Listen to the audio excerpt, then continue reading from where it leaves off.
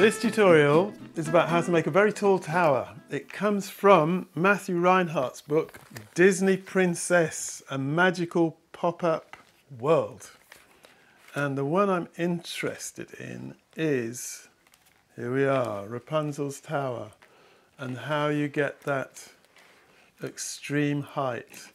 If we look at it from the side or the back, you can see there are two V-folds. The angles that they stick down at are different.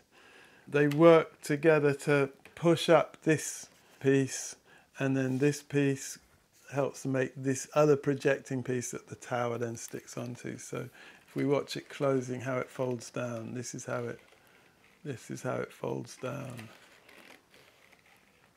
So my version was like this. So I've got it going up like that, and so you can look at it sideways and it's more or less right. I've left these flaps at the top. These can come forward. These are what that little house would be built on at the top of this tower. You can see the room that Rapunzel lives in is just made of, they're basically parallel folds that are built onto these. There's these two flaps that are part of this top section. So as it opens and closes, they move with that. They don't move in any sort of opposition to it.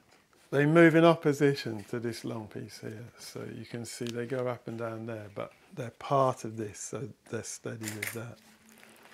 So that's the purpose of the flaps that I've left at the top here. They would come up like that. They'd come into a parallel fold here, and that would be the house. So as this closes, you can see they would move in opposition to this long piece. So the secret to all of this really is the dimensions. And so I've written them down here, and it's quite a tricky thing you might want to study. So this is the guide to it all. This is the base. There are three pieces. This is the first one, this is the second one, this is the third one.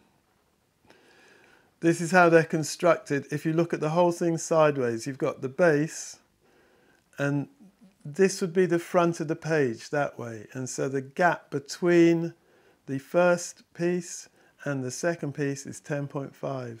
The first piece has a bend in it. This is the second piece coming up here, and this is the third piece. Here they are, you can see this is the first piece with a bend in it, this is the second piece, and this is the third piece, also with a bend in it. The whole thing is so tricky. I've made everything, all the pieces I've made ready, they're all double thickness. I've cut them out, I've marked the measurements on them, so if you can't see the measurements clearly on that other plan, here's the base. Where the first piece sticks down, it's at 60 degrees to the spine on each side. Where the second piece sticks down, it's 52 degrees to the spine on each side, and the gap between them both is 10.5 centimeters. This is the first piece. From the base to the point where the creases happen, that's 12.5 centimeters. The angles at the bottom are 80 degrees on each side. Where this bend happens, that angle is 105 degrees. Then it will be 4 centimeters before piece 2 sticks onto it. And then it's 8.5 centimeters to where piece 3 sticks onto it. If we look at that again, we can see this is the 4 centimeters to where piece 2 sticks onto it. And then this is the 8.5 to where piece 3 sticks onto it. So that's piece 1. This is piece 2.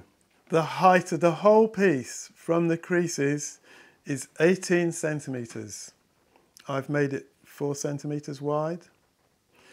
The angles at the bottom, you can see this is going to be actually a obtuse angle V-fold. So the angles at the bottom are 100 degrees on each side. Where piece 3 is going to stick onto it, the angle is 108 degrees. And the angle at the very top where it sticks onto piece 1, this is 110 degrees. The distance between the bottom and where piece 3 is going to stick onto it, this is 14.5 centimeters. And this is piece 3. The angles at the bottom are 72 degrees. You then come up 9.8 centimetres, it's 108 degrees. You then come up 3 centimetres and it's 108 degrees again. So I'll just glue these together and we hope it works. These are all double thickness. I've made them double. This is double thickness. I've made this double thickness, but the very bottom, that's just single. I just folded pieces round and glued them on. So I'll just glue this into place on these two guidelines here and here.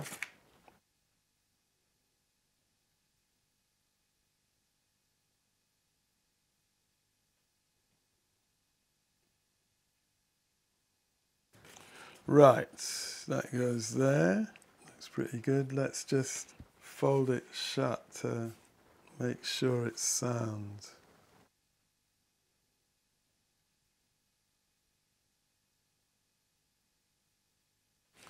And then it's going to fold back on itself like that. Actually, it's a bit annoying. I've put the guidelines on the back. I've stuck it down the wrong way round. I think I might just pull it off and turn it round actually.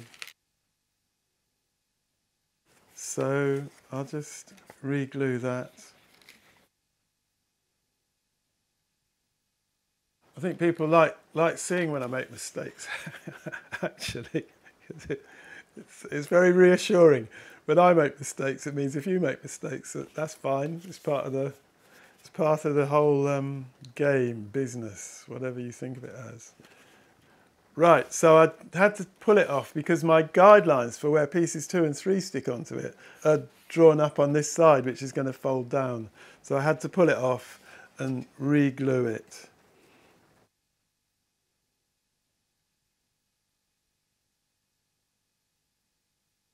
So I'll close it down again, make sure that's all good. Now piece 2. This is an acute angle V fold. The V points in the direction that it's going to fold down, like that.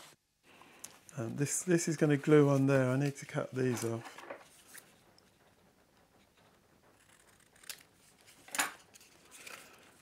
And stick this down like that.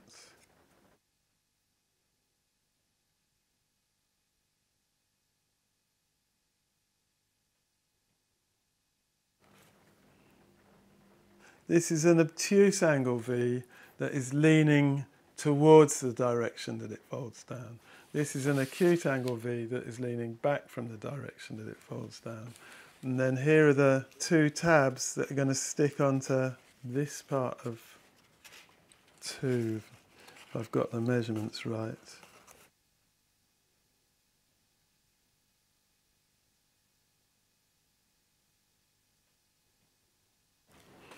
Just close that so they can find where they really want to stick themselves.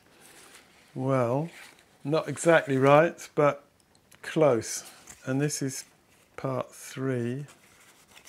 So this is going to stick on here, and this should come back and stick on there. Yeah, that looks about right.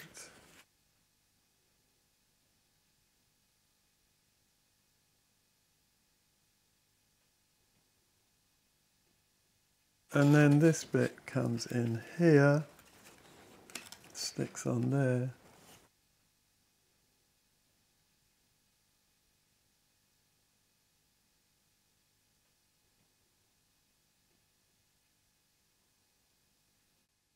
There we go. Let's see if that closes down. Not too bad. How about when it stands up? Not bad. Not quite comfortable. This is sort of bending in. I mean, Matthew Reinhardt does a tutorial on this mechanism. He shows a different way of working it out, where you actually use tape, and it rather than flaps and pre-measuring, you use the tape and then you jiggle it around, and it actually finds its own place, and then you know what's going on. But this is the best I can do with my method of working. So there we are, the very tall tower.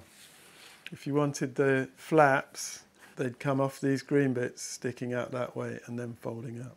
You can look at it this way round. It also looks quite good this way round.